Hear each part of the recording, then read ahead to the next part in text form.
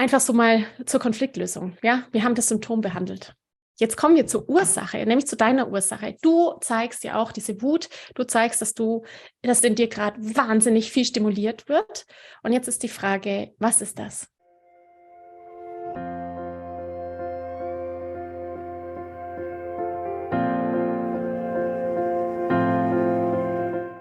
Hallo und herzlich willkommen bei Loslassen und gemeinsam wachsen, deinem Podcast rund um bewusste und bedingungslose Elternschaft. Mein Name ist Manuela Festel, ich bin Mama, Mutmacherin und vor allem Mentorin für achtsame Kommunikation und gewaltfreie Konfliktlösung mit Kindern. Und genau darum geht es auch hier in diesem Podcast.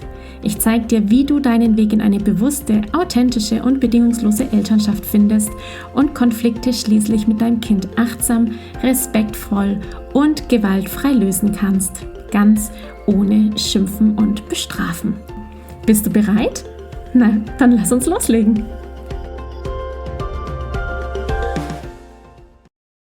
Hallo, meine Liebe, ich freue mich so unglaublich, dass du heute wieder hier bist, dass du eingeschaltet hast, dass du vielleicht im Auto sitzt und den Podcast hörst oder auf dem Sofa, wo auch immer. Ich freue mich so unglaublich, dass du da bist. Heute in dieser Episode habe ich für dich einen Klassiker mitgebracht. Klassiker insofern, weil es um Konfliktlösung geht in Alltagssituationen, die du ganz genau so schon 50.000 Mal erlebt hast, in leicht abgewandelten Variationen und Varianten. Wenn du vielleicht ein Kind hast in der Autonomiephase, in der sogenannten Trotzphase, also ich sitze hier und mache Anführungszeichen, denn es geht hier nicht um Trotz, sondern um Autonomie, dann ist dir das ganz bestimmt bekannt. Eine Situation, in der du etwas von deinem Kind möchtest und es genau das Gegenteil macht von dem, was du dir eigentlich gerade gedacht hast oder gewünscht hast oder so gern möchtest, damit es irgendwie leicht geht. Hier, wie bei so vielen Momenten, ist die Konfliktlösung entscheidend. Die Art und Weise, wie wir jetzt in diesem Moment, wo ich als Mama was möchte und mein Kind etwas möchte, wie ich das angehe. Ob ich erzieherisch tätig bin im Sinne von Gehorsam und es muss jetzt so werden, wie ich das will, oder ob ich kompetent bin in diesem Moment, ob ich die Kraft habe, ob ich die Energie habe, zu sehen, was gerade wirklich ist. In dieser Episode geht es genau darum und ich möchte dir heute so gerne diese 5 wichtigen Impulse mitgeben in der gewaltfreien, achtsamen Konfliktlösung. Es klingt immer so ganz komplex, aber es ist nichts anderes als ein respektvolles Miteinander, ohne Adultismus, ohne ich weiß es besser als du, sondern ein Miteinander auf Augenhöhe. Wie kann ich Konflikte auf Augenhöhe lösen? Diese 5 Impulse, die du heute bekommst, die darfst du dir aufschreiben, irgendwo hinpinnen, denn die brauchst du für jeden Konflikt, sei es mit Kind, sei es ein Konflikt mit dir, wo du strugglest, wo du dir denkst, warum klappt das denn nicht und vielleicht auch manchmal verzweifelt bist. Für all die Konfliktmomente mit den Eltern, Schwiegereltern, mit deinem Partner, mit dem Chef, mit der Kollegin, you name it. Es ist eine Übung, neue Muster, zu lernen, neue Gewohnheiten sich anzueignen. Und das gilt natürlich unbedingt auch für die Art und Weise, wie wir sprechen, wie wir denken und wie wir reagieren. Ich hoffe, dass du diese 5 Impulse heute ganz, ganz intensiv für dich aufsaugst, mitnimmst und wünsche dir an diesem Paradebeispiel, an diesem Klassiker ganz viele Erkenntnisse und Impulse.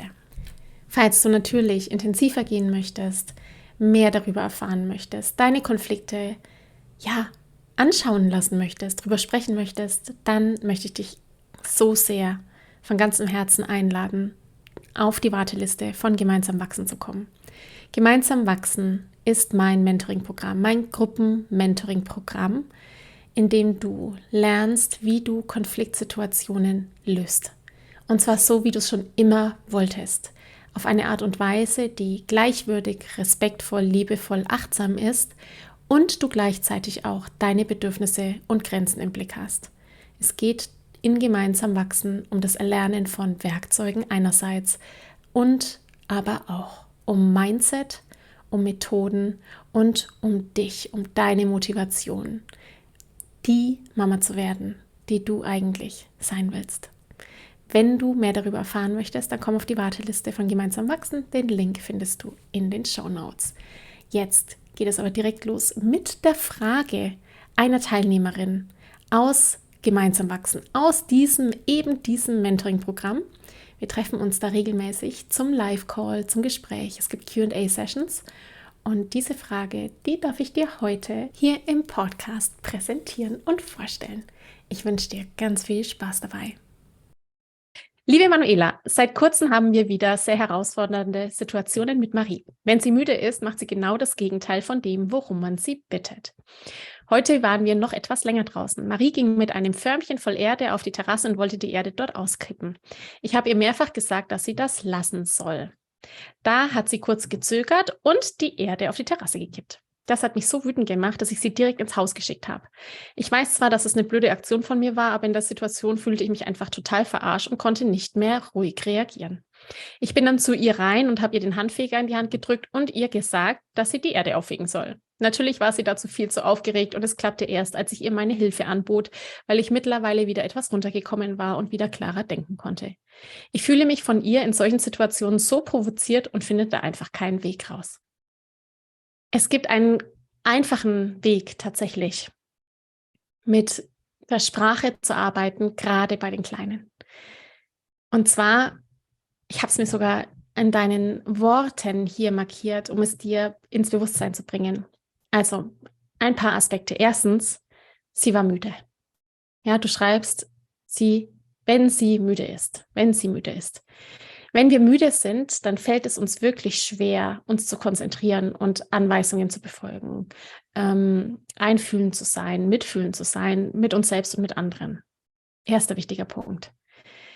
Zweiter wichtiger Punkt ist, dass das, was wir wahrnehmen, also das, was wir sehen, in uns immer was auslöst. Es ist einfach so, dass wir diesen Eisberg haben. Das Bild vom Eisberg, du siehst nur ein Neuntel, ja. Wir wissen beim Eisberg, wenn der da so im Wasser schwimmt, dass das, was unter dem Wasser ist, noch so viel größer ist als das, was wir dann oben hinaus sehen. Und das, was wir wahrnehmen, den Eisberg, den wir sehen, das ist einfach nur das, was quasi an Verhalten vom Kind gerade für mich sichtbar ist. Das ist das, was das Kind gerade macht. Mein Verhalten natürlich auch, ja. Das ist das, was sichtbar ist, wenn wir reagieren. Unten drunter, unterhalb des Wassers, der Rest von dem Eisberg, all das sind unsere Gefühle, unsere Bedürfnisse, unsere Erfahrungen, unsere Erinnerungen, unsere unerfüllten Bedürfnisse, all die Dinge, die quasi in unserer Kindheit lebendig sind. Und das, was quasi ausgelöst wird im Außen, das, was du gerade gesehen hast, nämlich Marie kippt quasi absichtlich die Erde dann auf die Terrasse, löst in dir quasi unterhalb des Wassers, in dieser Schicht, in diesem Eisberg einfach in dir was aus, was dann ganz oben sichtbar wird zur Wut, nämlich, dass du dann sagst, jetzt schicke ich dich rein und dann drücke ich dir den Besen in die Hand. Erster Schritt ist, mitfühlend mit dir zu sein und zu sagen, okay, was war da los? Zweiter Weg ist, dass ich dich daran erinnern möchte, wie leicht es gehen kann. Es kann manchmal so leicht sein, sich zu erinnern an einfache Tools. Und das mag ich dir jetzt gerade mitgeben. Denn gerade die Kleinen tun sich so unglaublich schwer, wenn sie von uns Dinge hören, die sie nicht tun sollen. Also kippe das da nicht hin. Lass das sein. Wenn es dir gelingt, ihr zu sagen, was sie tun soll, bin ich zu 100.000% überzeugt, wäre dieser Konflikt gar nicht entstanden. Diese Fähigkeit, diese kognitive Fähigkeit, das Nein zu verstehen, gerade in diesem Alter, ist so schwierig. Unser Gehirn ist immer auf Ja stimuliert. Wir erzeugen Bilder im Kopf. Das heißt, wenn du sagst, kipp das da nicht hin, kann nur in unserem Kopf ein Bild entstehen, wo jemand etwas hinkippt. Und dann, das ist der zweite Schritt und der ist der schwierige Schritt, das ist das, was erstens ein ausgeglichenes Selbst braucht und kein müdes Selbst.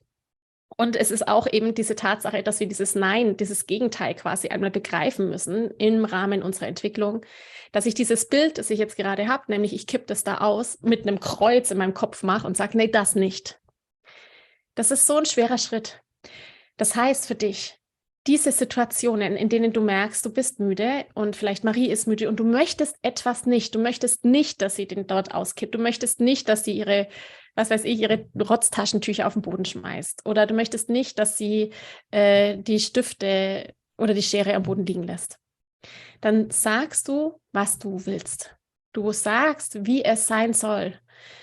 Du hilfst ihr mit der klaren Anweisung dessen, wie du es dir vorstellst, in die Umsetzung überhaupt kommen zu können, damit sie diesen Schritt im Kopf, dieses Ausblenden von dem, was sie gerade nicht machen soll, gar nicht erst machen muss.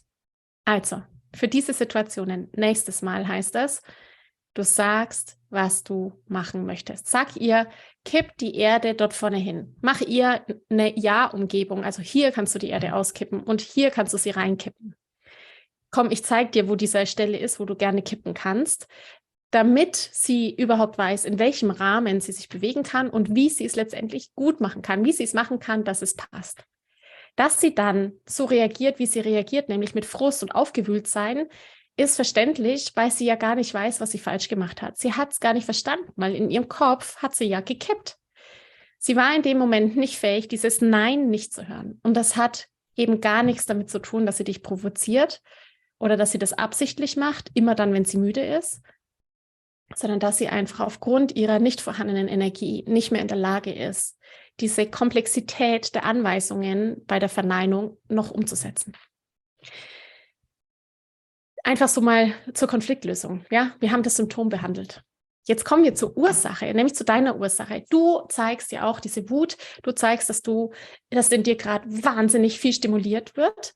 Und jetzt ist die Frage, was ist das? Gelingt es dir im Nachgang nochmal, gerne mit einer Übung aus der Membership, wie du sie bei mir findest, mit dir selbst in Kontakt zu kommen? Wenn du magst, lade ich dich auch wirklich herzlich dazu ein, mal in die Impulswoche Reise zum inneren Kind loszugehen und einfach mal ein Video anzuschauen und anhand dieses Konflikts zu schauen, was ist da eigentlich in dir passiert? Warum fühlst du diese Provokation? Welche Situation fällt dir ein, wo du mal diese Provokation gefühlt hast, wo du letztendlich den Ausdruck einer Bitte formuliert hast, den Wunsch, dass jemand etwas nicht tut und genau das Gegenteil passiert ist? Dieser Weg bringt dich dahin, wo es wichtig ist, nämlich zu dem alten Schmerz, zu dem alten Thema, das in verschiedensten Situationen mit deinen 2 Mädels möglicherweise wieder stimuliert wird und dann zum Ausbruch kommt. Ich danke dir von ganzem Herzen, dass du dir heute Zeit genommen hast, diese Podcast-Folge anzuhören. Wenn du noch mehr Impulse, Ideen oder Inspirationen auf deinem ganz persönlichen Weg zur bewussten und bedingungslosen Elternschaft suchst, dann abonniere unbedingt meinen Newsletter oder du folgst mir auf Instagram, Facebook oder Telegram. Wenn auch du mal eine Frage stellen möchtest, dann komm am besten auf meine Warteliste von Gemeinsam wachsen, meinem 12-wöchigen Mentoring-Programm von der Wut zur Respekt und liebevollen Eltern-Kind-Kommunikation. Das findest du unter sprachzeichen.de/gemeinsam-wachsen-Warteliste. Wenn dir die Folge gefallen hat, freue ich mich natürlich riesig über einen Kommentar und natürlich, wenn du die Folge bei deinen Freunden und Freundinnen teilst und meinen Podcast abonnierst. Jetzt wünsche ich dir aber alles Gute. Wir hören uns sicherlich bald. Viele liebe Grüße. Ciao, ciao.